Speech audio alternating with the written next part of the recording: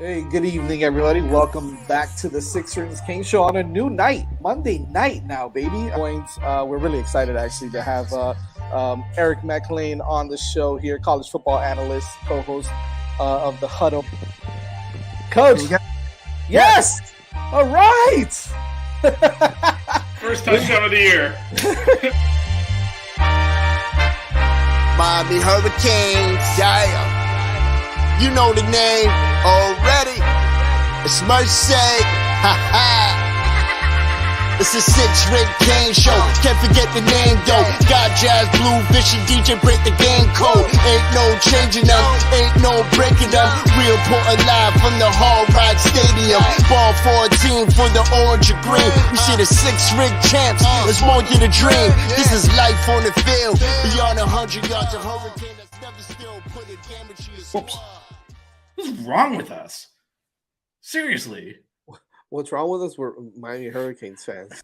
Welcome to the Six Rings Kane Show, a show dedicated to Miami Hurricane sports, featuring the legendary Larry Bluestein, Jazz Santana, Vish, and Danny Gillette. Let's go Canes. Welcome back, everybody, to the Six Rings King Show, our Monday night edition here, joined by Vish, DJ, Larry Bluestein, and myself. My name is Jazz. Hello, everybody. What's going on, fellas? How you guys doing? Good. Can't complain. Got a W under our belt. Yeah, a W, baby. A win is a win is a win, baby. Yeah. So, at the end of the day, that's right, man. And we know who we are. We know we got things to work on, and hopefully throughout the season we'll see these guys kind of progress and develop into a really fine football team in the coming I guess couple of years with under Coach Mario Cristobal. Anyways, but before we even get it going, I guess we got to give a shout out to our boys, right? Literally our boys. Manscaped. Shout out to our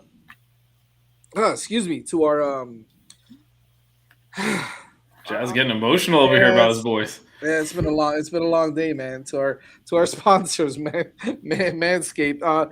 Make sure you guys check them out. Go to manscaped.com. You see right there, it's the platinum package. You also got the performance package. So, everything you need to kind of take care of your manhood, to take care of you and keep them fresh, keep them clean, and it's an absolutely awesome package, man. The performance package 4.0 has everything you need to prepare your winter body, your fall body, baby.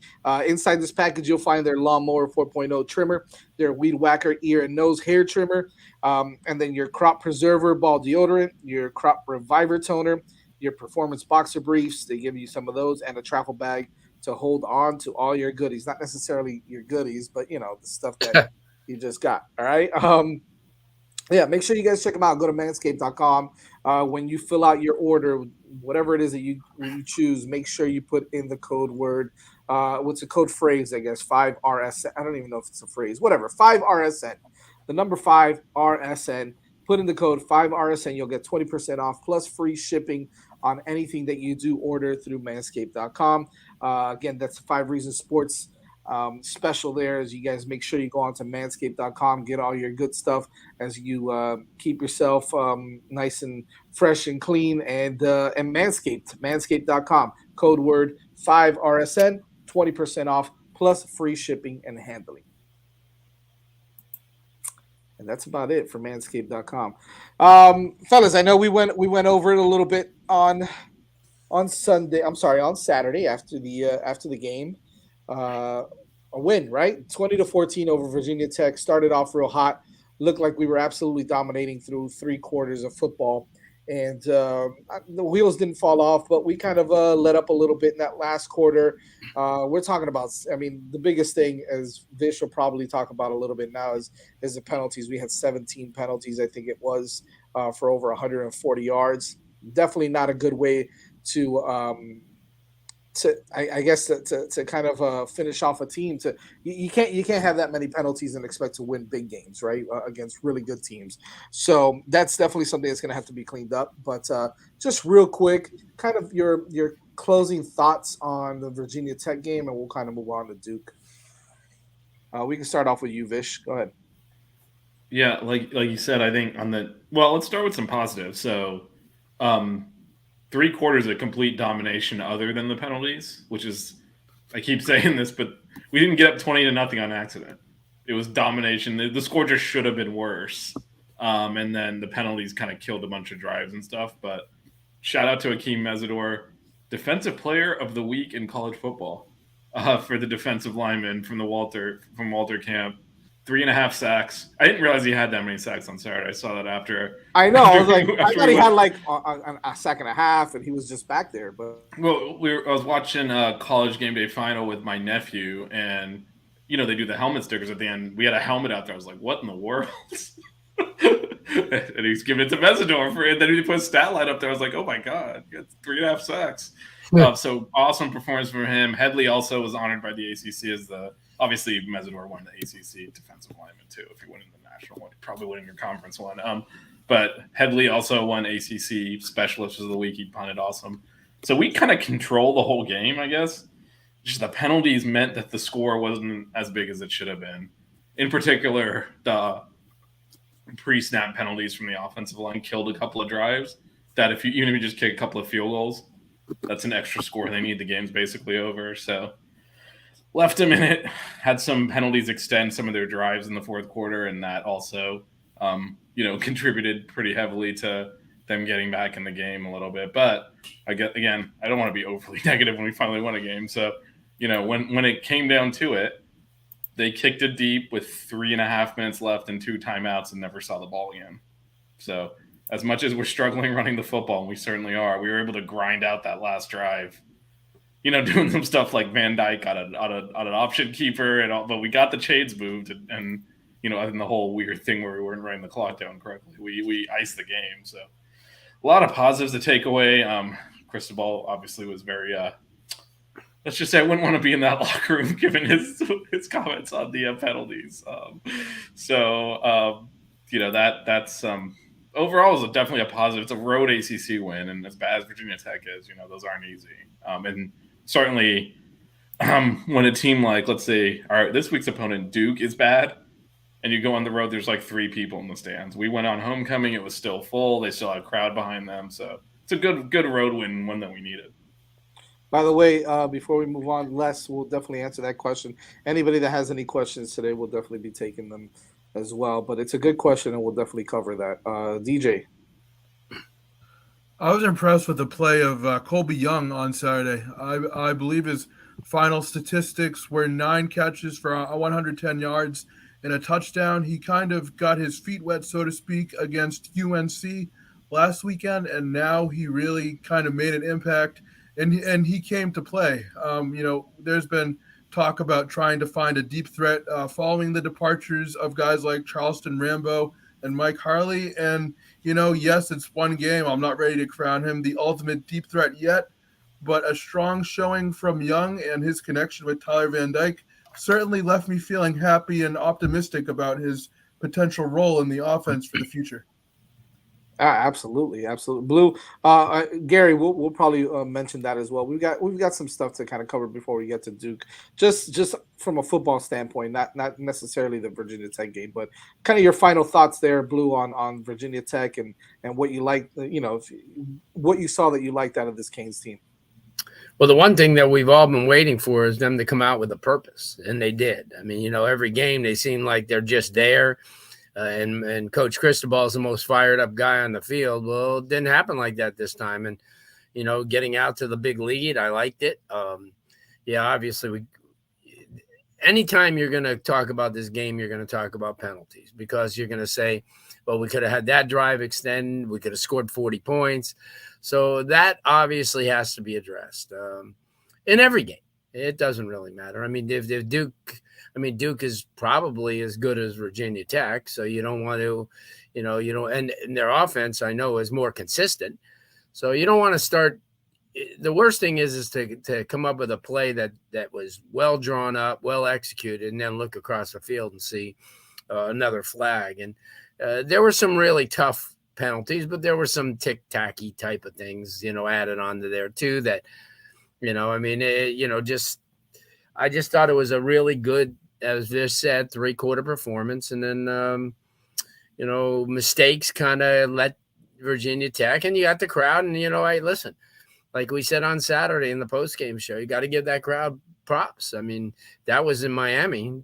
Everybody was left, but they hung around to the end, I mean, so I'm going to be like Vish. I'm not going to say anything negative. A win, we needed to win too much. I mean, it was really important.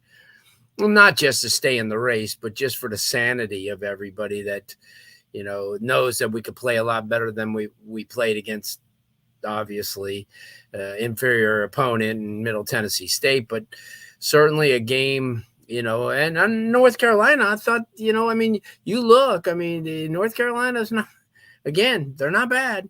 So Miami, really, I think that's when things started turning around in the second half of that game against North Carolina, and it kind of followed suit into Virginia Tech. And if they come out like they want to play this game and get in a big lead, they can play with basically anybody left on their schedule, even Clemson, if they play mistake-free football. Yeah, the only thing right now that I think that would kind of hinder us in any game really is sometimes the lack of depth at certain positions, right? And of course the injury bug. Look, I know the injury bug has bit everybody. It really has, right? So that's not really an excuse, but the fact of the matter is that you probably played down three offensive linemen, you played down two running backs essentially. You played down a cornerback. You played down some guys on defense as well. So but there again, everybody is dealing with that, right? So I think that at this point you're just going to have to keep developing these young guys that are going to start getting some playing time now, and roll with what you got. Now, I will say this, right? Like I think everybody has this question, and Les brought it up right there, right? So how long will it take for us to fix our running game? What's causing our running game issues? Play calling, linemen, or running backs? So I'll tell you one thing. I don't think it's a play calling. Okay, I think at some point you got to realize, right? We've talked about this. We said we are who we are. This team is going to throw the football a lot. Yeah, especially you're not going to take it away from TVD, who's got the hot hand, he's all of a sudden, boom, he's back to good old TVD, where he's spreading the football around. He's throwing for over 300 yards. He's he's doing exactly what we thought he would be doing. And yeah, we are struggling with the running game. I just think the bottom line is, we just don't have a lot of depth. The offensive line is not playing very well. Okay. And when you look at some of these top running programs in the country, the Michigans of the world, Ohio State, whoever you want to talk about, like these guys have absolute monsters on the offensive line, right? Michigan probably has the best offensive line in the country. The scheme is there. I think Gaddis can. I mean, it's not even only about scheme. You got to open holes, and if you don't open holes, it doesn't matter what the scheme is. If you're not opening any holes, the running backs can't get through. So, I think it's just a mix of everything, right? The linemen, the running backs are having some issues as well, with health. But I think at this point, I think fans are going to have to realize that this football program, this team is going to throw a lot. And they're going to throw it often. If they find something that they like from the running game, then they'll start using it and they'll do it. And you might see a couple games where they run it for 150, 200 yards. You might see that, but it's not going to be the constant. It's not going to be the norm. I think that we have to kind of accept that right now. We're still building out this offensive line. There's some players missing, and right now, that's what we're going to have to deal with. I don't know what you guys think about the offense, about the running game, but I just think that's kind of the direction we're heading right now. Well, it is, but we still need to be more effective than we have been. And they did some interesting things. That's where Ja'Cory Brown's package came from. Right. That's so exactly. I don't. The reason I don't think it's the play calling is I feel like last year. I mean, when we ran, it was almost like the same play over. Like there was one play that we called. Yeah. Like he tried everything. He tried, misdirections. He tried getting outside. Tried to run up the mid. It's just the offensive line is definitely a major factor. It's also, I don't think it's an accident that we put Luscious Stanley in and he started picking up better yardage. I mean, Jalen Knighton is just not there right now. But you know what I think I like the best about that you called him Luscious. That's what it's spelled. Was it awesome. Lucius? Luscious? Luscious. I like it. You Luscious. just pulled a Luscious jazz yards there. per I like carry, it. man. He got over Luscious, 6 yards. baby. He had like 6 yards of Wow, carry. So check out, wow. There Six you go. rings after dark here. Jeez. I like it. I like it. yeah, I like it's after 8. We're good. But I mean, I thought the yards per carry, like his runs were much better because he just was decisive. Because this offensive line is not going to open up those mile wide holes that you can dance through. You got to go and if there's a gap, you kind of got to hit it because it's going to close. And even then, you're probably going to get 4 or 5 yards, but it's better than nothing. And something's wrong with Knighton. I don't know if he's still injured or lost confidence with the fumbles, but he's just not running the same way he did last year. And without Parrish, that I think the running back injuries are having, because Parrish tends to maximize yardage. So some of these 0-yard ones turn into 2, 3, 4 yards, and then you can stick with it a little bit more. So right. Looks like he'll be back this week. I think that'll help a lot. Parrish, yeah. And by the way, for those asking about Don Chaney, I think Mario Cristobal said another 4 weeks. So we're probably not going to see him this year. That's just my probably not. Yeah, I'm not going to see him at all this year. And then you've got some. I would say the only thing is if based on the way this is going, probably not. But if UNC collapses and there's chances to win the Coastal and go play the ACC championship game, we might pull him back. But if we're 5-4 or something, it's I don't think we're gonna force him out there. Right. No, I agree. Let's see what else. Oh, look, Gary. As far did he look scared? Yeah, he looks hesitant. He definitely does look hesitant. But regarding the clock management, I really want to get y'all's take on this because we complained about the clock. At least I did a little bit, right? Complained a little bit about the clock management, the drive before the one where we ran out the clock. Do you think that they played that possession correctly, or do you think that that was poor clock management? I mean, obviously we're not in the coach's booth. We don't know what's going on down there, but your thoughts on how Mario Cristobal blew, and I'll start off with you on this, and we'll go to DJ. But your thoughts on how they managed the clock, and if there was an issue with what Cristobal did there on that drive. You're muted, Blue. You're muted. You're muted. Blue, you're muted. Can you not hear us either? Probably not. You're muted. Now I think you figured it out. Sorry, I just I was there coughing and I forgot. We kind of went through this the other day where even Mario Cristobal, you could see him telling Tyler, slow down, take it all the way down. So I don't think it was so. I think the coaching staff probably told them and, said, listen, let's milk it all the way down. And I think Tyler got ahead of himself because there was 2 plays actually, but you could see that Mario especially wasn't on board with snapping that ball so quick. So I don't think it was on the coaching. I think that they probably told him, it's basic football. I don't think that anybody's going to take, any chances, although you never know, but not in this case, because you could see him in that one play. He wanted him to take it down to about 2-3 seconds and then snap it because why give them 12 seconds, on the clock? So yeah, I'm not going to blame the coaches on that. That wasn't if anything, that was, it was on Tyler because he's running the ship, he's the one that is calling the signals, and he's the one that can slow up the tempo or speed it up on his own. So he kind of was reminded, and I don't think you'll see much of that anymore. It didn't cost us the game, and I'm sure if it was a tie game, they wouldn't have done. He would have even probably thought, but he had. So I'm sure that I wouldn't want to be in Tyler Van Dyke's head sometimes because he's probably got things coming from everywhere. His receivers, his running backs. He's got a quarterback coach. He's got an offensive coordinator, and everybody wants to be the person who's going to correct what's going on. And so to me, I think he'd be tempted to just put his fingers in his ears and just listen to himself. And because he's experienced, he's gotten, 17 games under his belt, or 15 games under his belt. So he knows what to do. And but I think to answer the question, I think that was basically on him more than it was on the coaching staff. Yeah, I agree. So I would just say I think the entire fourth quarter was a little bit mismanaged situationally.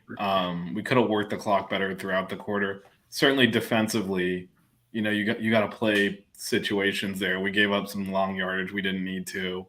Allow them to score a little bit more quickly. The first touchdown was frankly a joke defensively from a play call and execution standpoint. Where if you make that stop, we're not talking about the rest of this because it's 20-0 still, and we just basically everyone shuts it down at that point. So I think situational football as a team, we need to get better at. Now, my expectation is that is the last time we're going to see Van Dyke we're trying to run the clock out situation, snapping it with 10 on the clock. I don't know what's going to happen. I don't think that's going to happen again. But if you're up 20-0 in the fourth quarter, we could have managed that a lot better than we did just overall. Gave up again 3rd and 4th and longs where there were several plays where Virginia Tech had the ball. Where if we just made one more play, the game was over. Right. And we never made that play. It ended up being the offense having to run the clock out. So, there's stuff we just need to get better situationally, but winning helps do that. Oh, yeah.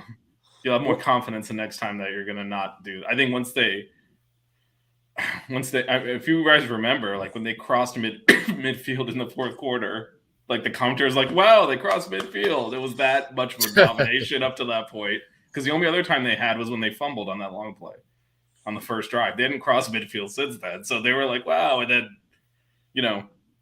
we had them in 3rd and goal from the 15. If you just make the stop there, the game is over. Yeah. Because field goal doesn't do anything for them. And we had a bad play call, bad execution. They got a touchdown on a swing pass to their running back in the flat, which is just without having to break a tackle. Like that's just bad. Yeah. And that's the one that then leads to everything else we're talking about. You stop them there, we're just gonna run the ball in the middle of the line the rest of the quarter and punt and win 20-0. That's what was gonna happen because everyone just shuts it down at that point. So you live, you learn. Let's hope they get better at it. The ultimate goal, Gary, to your point, is that we're good enough where we're not in these close games where the game management is under such a microscope, right? That's good teams don't end up in these games every week. And then you don't notice as much. Like, is Nick Saban good at managing clock? I don't know. Yeah. Alabama's usually up by 20. Never really had to worry about it, Although questionable last week, right? Let's look at it this way, right? The best coach in NFL history is Bill Belichick, right? By record and by trophies. That game where Seattle blew the Super Bowl by throwing, he's not using, he got away with that. He wasn't using his timeouts. He was letting Seattle run the clock out when he had 3 timeouts left. They would have had plenty of time to get the ball back. But no one remembers that. No one remembers that now. It's because they're not in those situations. New England never lost games back then. They don't know how to manage the clock defensively. Try to get the ball back when you're losing. They don't know how to do these things. So fun times. Well, think about this. I went right into Danny's happy place there. But at least Miami's goalpost won't be in the Miami River. If you've tried to store the field in Miami, you're gonna end up in jail after getting a beating. So and probably then, not a good idea. On top of losing $30,000 goalposts, the SEC fined him $100,000. And now they're asking for donations. That's the best part. Yeah, and they had 105,000 people. Come on. Yeah, at $70 or $100 and something a head. Come on. Let's not be petty about it. I think it was kind of poor judgment for the students to carry the damn thing out. Usually they just take it down. Right. That was crazy. Yeah, I found that interesting, but it is what it is. I was worried. What did you say there? I was worried seeing the VT running back. Yeah. I'm not too worried about what FSU and Clemson are going to do. We got a lot of time. We're not there yet, though. Let's see what happens. There's a lot. There's a lot to happen before then. So we'll tackle that. You want a professional transition? I am worried about Duke. Yeah, right. I saw them play this weekend. They look pretty damn good. Not bad at all. They've got some players over there. DJ Riley Leonard, their quarterback, pretty damn good quarterback over there. It's thrown for let's look at the numbers here real quick. How about a guy who's thrown for 1,500 yards, Not terrible. nine touchdowns and 4 interceptions? Actually, him and TVD right now are pretty close when it comes to that. But the telling stat here, DJ, is the rushing yards. That man can run, huh? He had 130 yards against North Carolina last Saturday, so he can run, which may present a bit of a problem for the Miami Hurricanes defense a little bit because, you got to respect the pass, but you also have to worry about the run.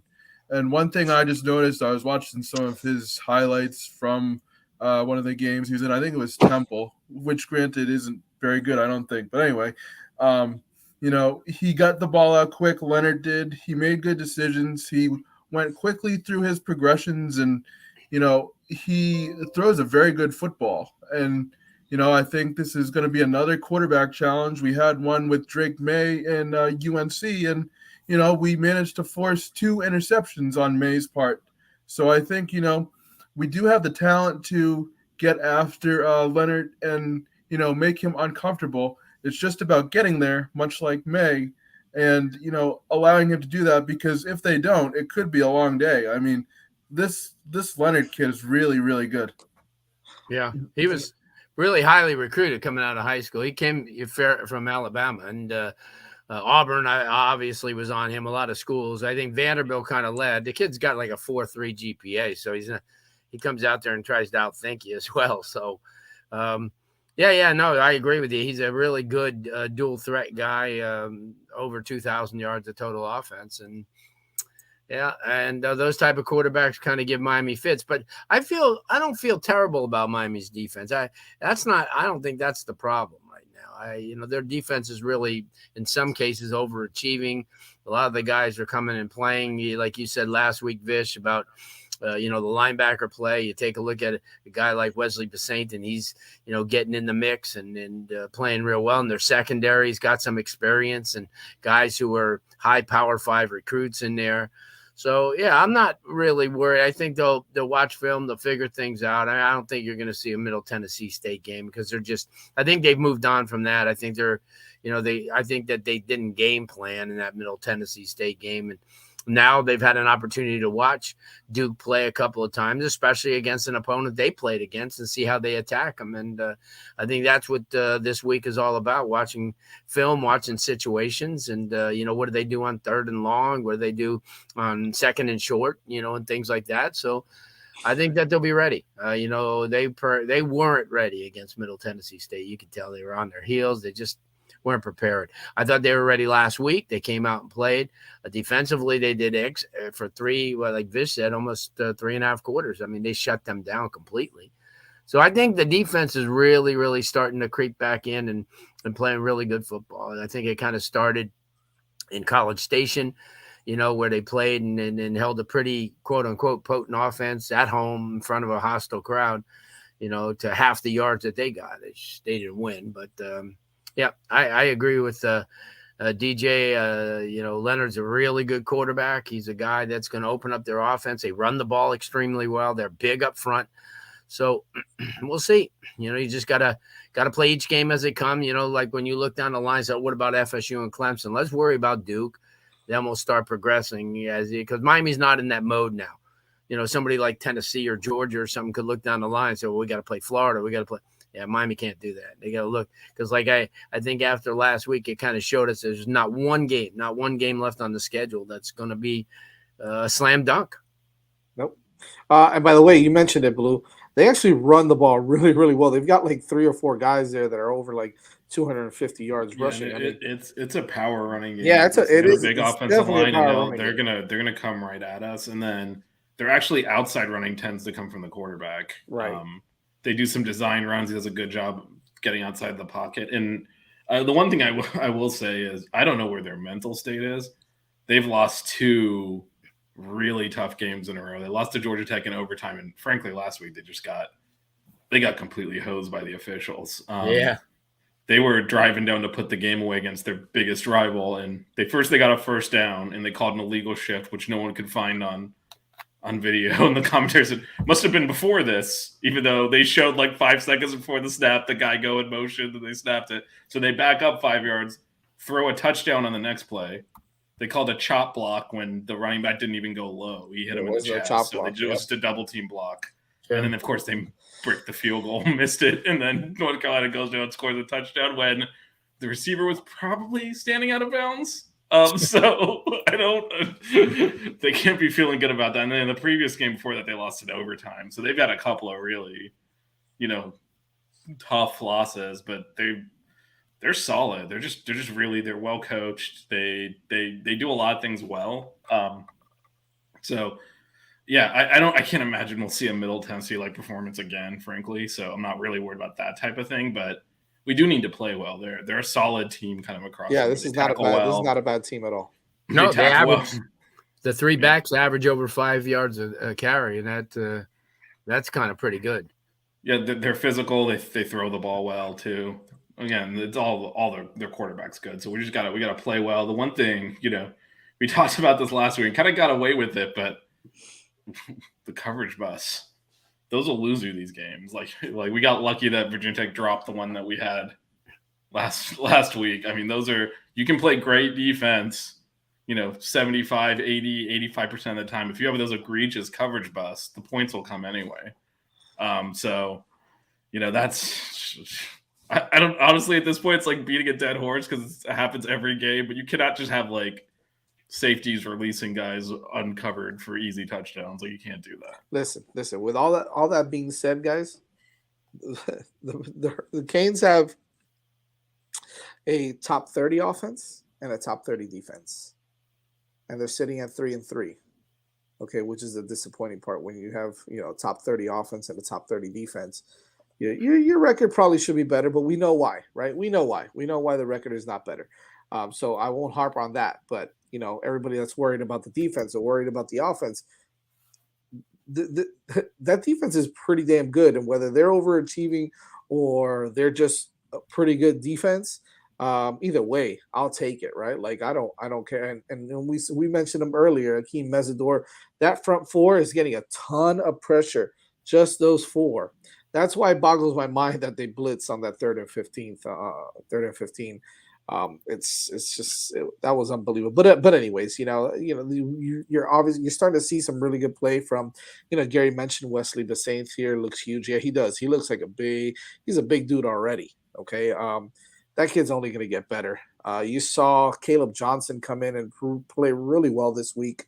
You saw guys like Corey Flagg still doing his thing with a really nice sack also towards the end of the game. That was really nice to see. And quite frankly, I think that this defense is starting to shape up. They're making less mistakes. We still saw some mistakes from a guy like Avante Williams, and I think that it's not a matter of and looking back at it and understanding that I think what they're trying. He is just trying to do a lot more. He's trying to do too much, and a lot of guys are trying to do too much. They're not. I don't think it's that they don't know what they're doing or that they are. Not understanding the play call or anything like that. I just think they're trying to do too much. Avante tried to jump a slant route that wasn't even there, right? He got caught with that, and then had to chase down. Now, he still was able to chase down that guy, right? That's a big time play. That's what you want.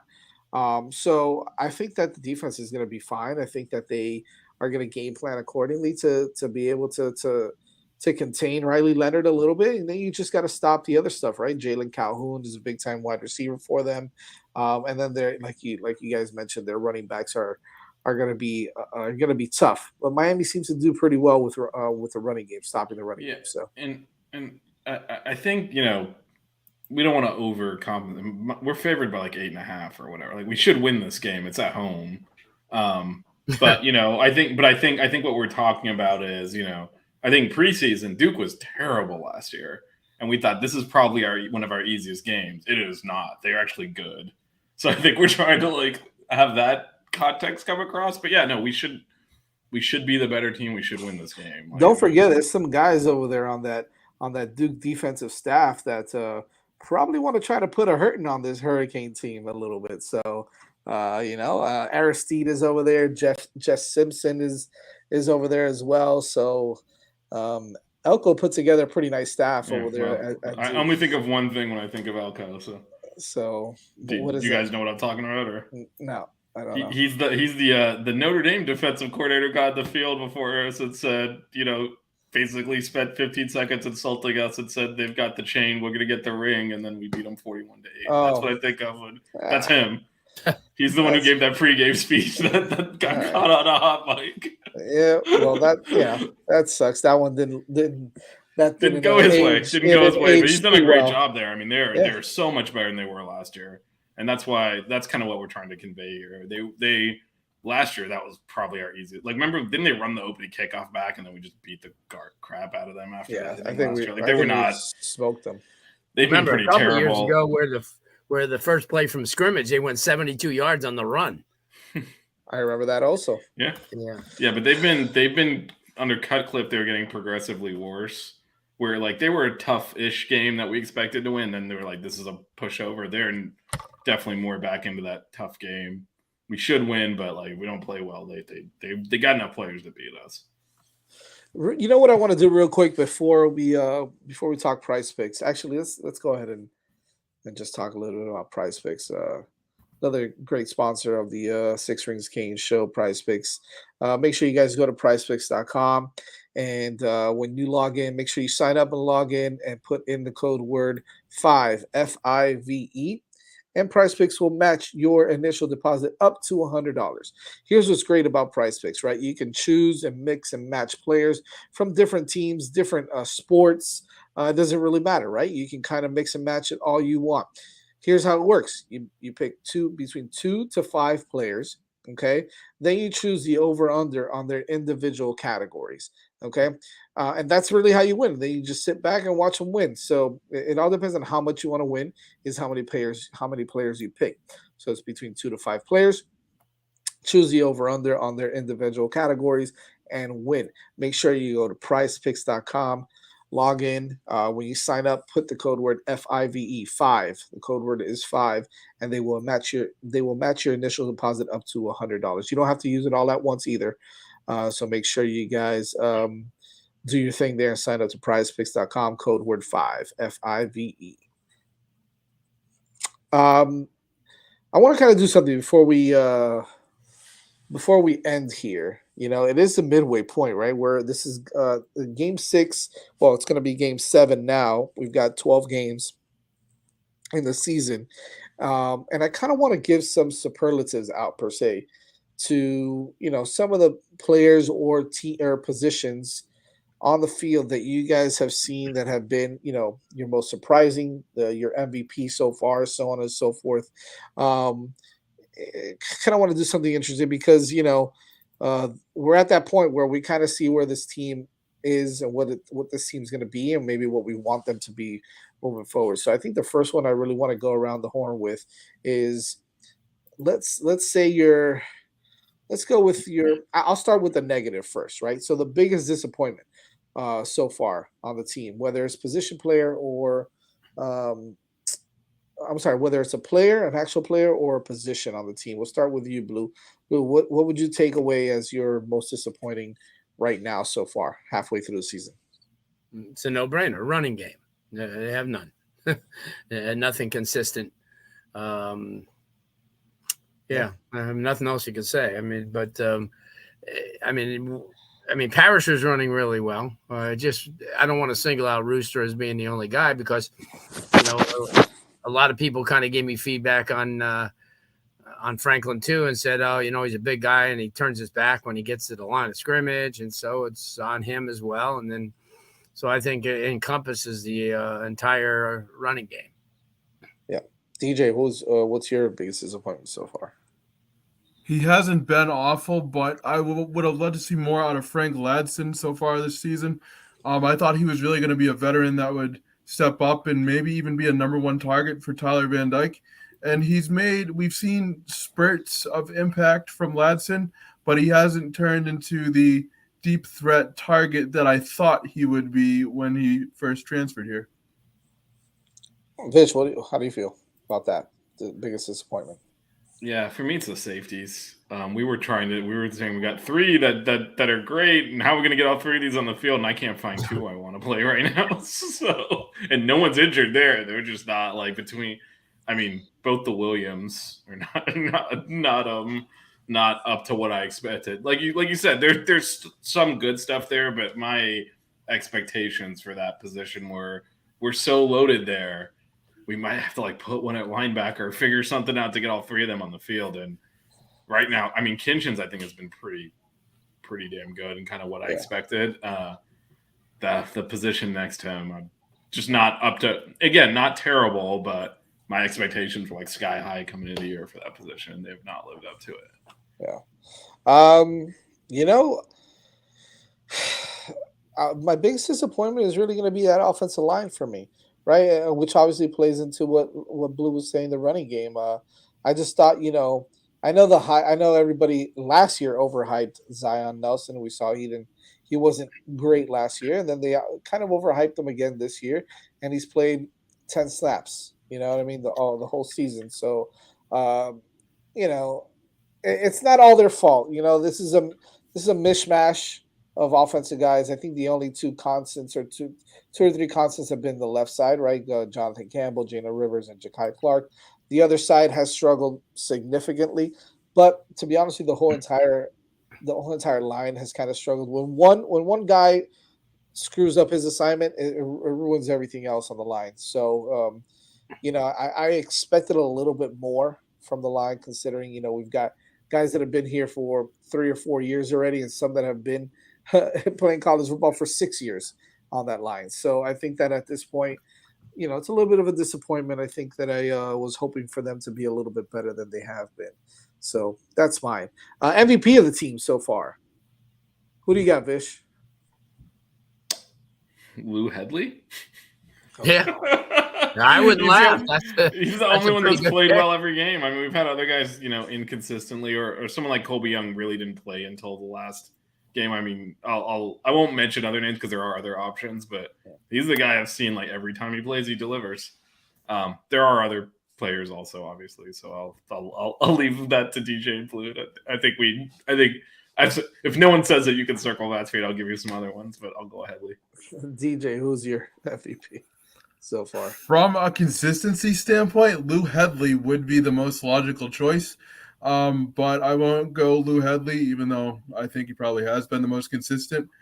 I've really liked the play of Corey Flagg so far this year. I thought he's really played well at the linebacker spot. He's really kind of been able to, feel comfortable in this defense, and you can tell by his play he's aggressive. I know he's had an up and down tenure, so to speak, at Miami, but this year he's looked really comfortable in the defensive scheme, and he's really stood out in some of these games.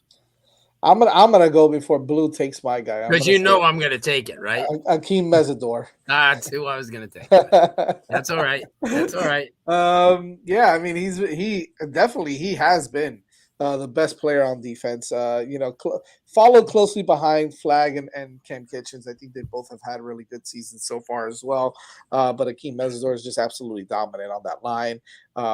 He's getting the national recognition that he deserves now. So, not much more to say about that, but that he's been dominant, and he has helped that defensive line get better as well. Some of the other guys like mentioned, like Lichtenstein has played well when he's in there. Leonard Taylor has been a little more consistent recently with Mesidor back. So it's been fun to watch.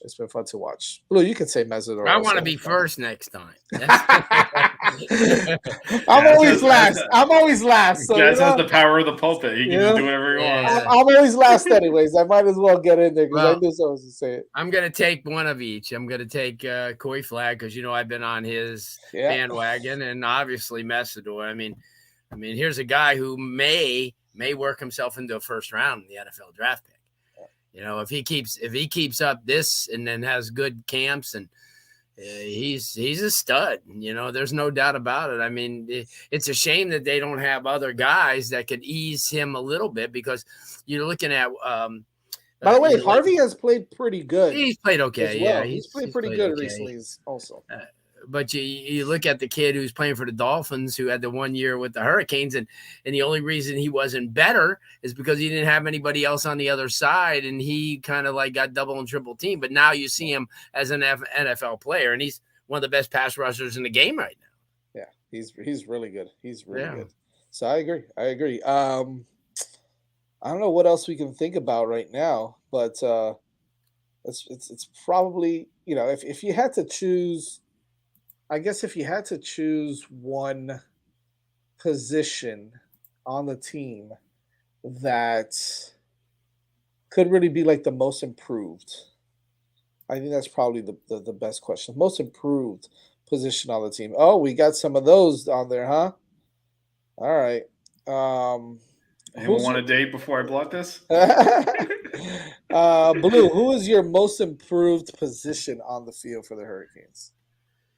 I'd probably have to say, maybe the defensive secondary, because, the play, as you just mentioned, of Cam Kinchins, certainly Ivy's stepped up at a lot of times, because I can't think of any, I don't know if there's any other place that's improved. The running game hasn't. Quarterback plays pretty much stayed even. Receiver hasn't. I mean, you could say tight end, but it's just recently that. Hey, did we find out how long he's going to be out for? Who's that? Will Mallory. Oh, yeah. Apparently, Coach Cristobal said that he is looking really healthy. That he should be fine. Yeah. But he's done well. But I can't see a position that really is surprised. I mean, in a positive way. I mean, that we didn't figure. Offensive line hasn't, running backs haven't. On the defensive side, defensive line hasn't been terrible. I mean, it's been good.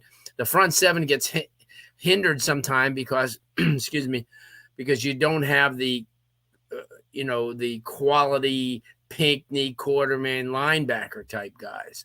You have very functional linebackers, as we said, with Corey Flagg and, when Wesley's in there. But I would have to say that would be a position. There you go. Yeah, but he's in protocol, so hopefully, if he's looking healthy, hopefully he gets a nod. I think. Yeah, he's a factor though. He's definitely a factor, and he's been in the last couple of games. And I agree. What a big body he's got. I think Justice is the only one that looks like a doubt to play in terms of. And it looks like we might get the offensive Jordan. lineman. Yeah. I wasn't gonna go for it, but you went for it. And it looks like we might get who? I'm sorry. It looks like we might get Jacoby George back. So. Oh yeah, he did say that he's been practicing. Right. So and only a couple more weeks for X Blue. Yeah, a couple more weeks for X. That's okay. Well, you know what? The only drawback there is he's going to take him a little bit to get back in the swing of things. And, right. Yeah, but I get with the emergence of Colby Young on the outside, you might have a lot easier job than the one he left when he was basically the entire passing offense. This is and also Mallory too. Yeah, and Ladson's coming along. You can kind of see something happening there once we. That's good because for me, that's the most improved position is the wide receivers. Since the first game, it is and it isn't. I mean, I thought you asked since last year. No. This year from over the course of the year. Over the course of this year, I think it's definitely the wide. That's a question that you can answer yes and no. That's but I mean recently, right? Obviously, you're still not seeing, guys that are blowing the top off the defenses and stuff like that. But look, Vish mentioned the emergence of Colby Young has been huge. Frank Lasson is starting to play a little bit better. Brashard Smith is having some monster games. He's just not scoring yet, but you're seeing he's explosive, right? They're on some of those swing passes or screen plays. He's taking the ball and getting 8 to 10 yards. Yeah, and sometimes a little bit more. So I like what he's doing as well. Getting Jacoby George back is going to be big. I think the biggest disappointment, and I'm not saying it's because of him, but just the fact that Romello Brinson hasn't been able to really get going at all, considering how talented he is. I feel like he's the kind of guy that I wanted to see really kind of break out. But we just haven't been able to for one reason or another. Sometimes that stuff happens. You kind of get lost in the shuffle, and that happens to a lot of kids. But I felt like maybe he at this point might have been more involved in the offense. And whatever the case is, they're just not getting him the ball, because I know he's been open on a lot of routes. They're just not getting him the ball. So I don't know what it is. I know that sometimes they say TBD favors some guys over some others, but you can't really fault him for favoring Will Mallory, considering what he's been doing. He is his security blanket slash, when you need a big play on a fourth down or a third down, he's probably the guy he's going to go to. So can't really fault him for that. But I think the wide receiver. Yeah, I'm not buying this favoring thing. I mean, Brinson dropped a touchdown against Middle Tennessee. And Colby Young hadn't played at all, and then he's going to him on like the biggest play of the game all of a sudden. That's not. Yeah. Some guys perform, others don't. Is what it is. I mean, yeah, that's 100%. I mean, and Gary, it does look like we might get Stevenson's back, so he'll definitely try to pick the ball up even if it does bounce. So no worries there. Great. More seriously, hopefully Burchard stays back there. I think he's been much better. Yes, please keep Burchard back there. DJ, do you have anybody or any positions most improved for you? I was going to say defensive line, just because of the impact that, some of the transfers have made. Mesidor, we've been talking about him all show, and he's really kind of helped stabilize the defensive line position. And Jafari Harvey, he's had a pretty solid year. He's not putting up, All-American statistics, but he's getting the job done.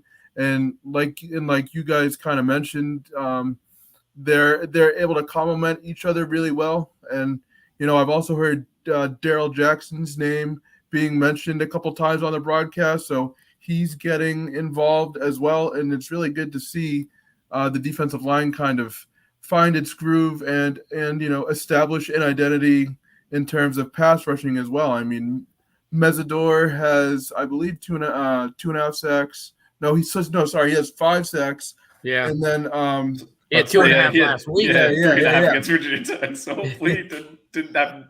I don't know how you. And that's what he's missed, right? He's missed like a game and a half or two. Yeah. He missed. That's what it is. Harvey has 2.5. So to answer Gary's question, we do predictions. Remember, I mean, Vish had the 59-0 game that we stopped doing them after that. I ruined predictions to the point that we don't do them anymore. We usually do them on the pregame show if we do them, but I think we're probably out of that business at this point. Yeah, I'm glad I don't put money on any of these games. I'll say that right now. I hate predictions. How did this thing get past my filter and like regenerate after I don't know, man. Listen, you're the IT guy, bro. You better, figure that out, Vish. There. Apparently, someone really wants a date. They seriously won't even let me block it because I already blocked it and they somehow slipped past. You saw it show back up, right? Yeah. I did. Don't worry about it. Well, there you go. We'll finish off with this. Your keys to the game. Against Duke. We'll kind of go around the horn on that, and we'll start with Blue. We'll start with you. What's your at least give me one key to the game? Penalties. You can. No shit. I couldn't be. I mean, come on. That's the thing that in Miami. I think if you play these two teams straight up, Miami's got a better team. But you add in penalties and things kind of slant a little bit. And it certainly led an inferior Virginia Tech team back in the game. So I would think, I would think that's the one thing we've got to limit. You went from, I don't know how Mario addressed it, but like you said, I'm sure he's getting into people's faces all week about that.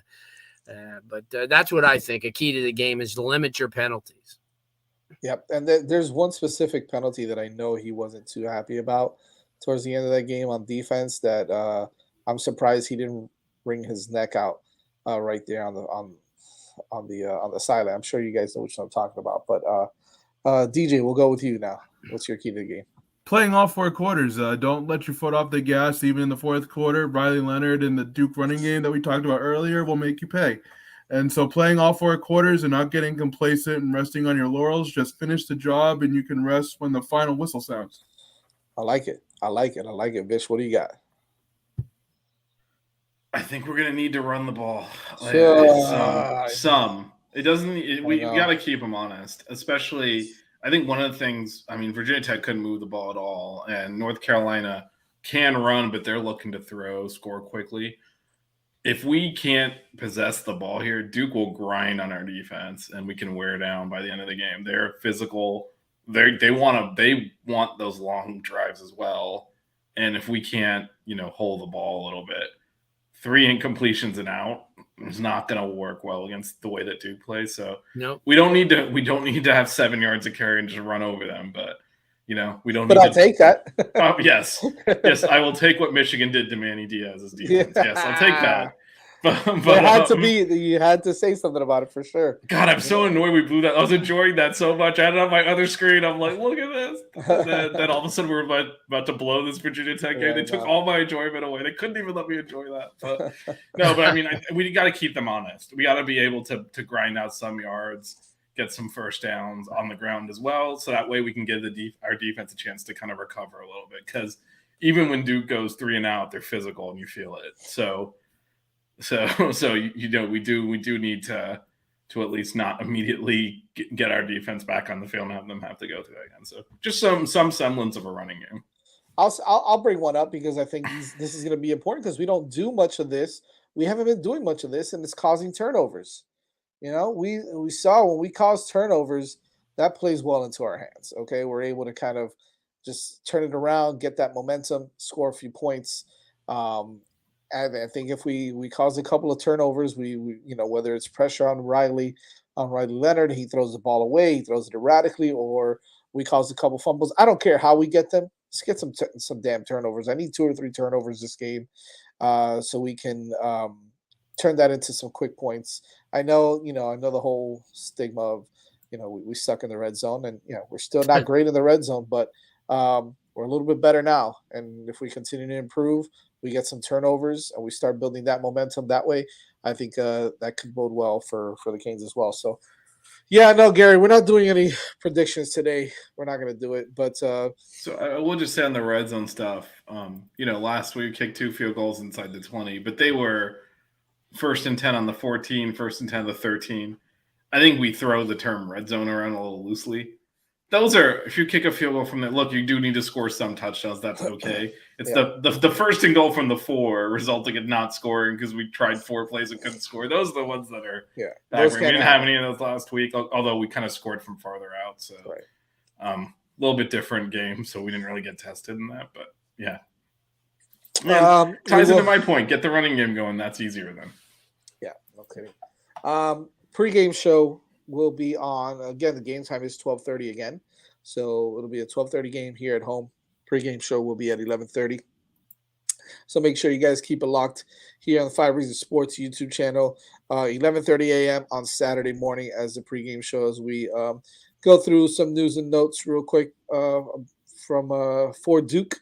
And then we will have a post-game as well, followed up after the game. So make sure you guys keep it locked here. Always, by the way, every Monday, make sure you keep it locked. Monday nights, 8:30 p.m. here on the 5 Reasons Sports YouTube channel, 6 Rings Canes. Follow us on Twitter at 6 Ring Canes. Subscribe to the YouTube channel. Smash the like button. Make sure you guys support, and we'll be here for you covering Miami Hurricanes football. Make sure you, again, check us out Saturday morning, 11:30 a.m.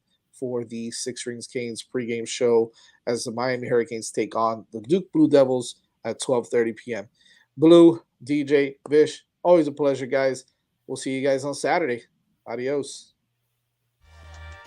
The 6 Ring Canes Show. Yeah. The 6 Ring Canes Show. Yeah. The 6 Rings Canes Show. You know.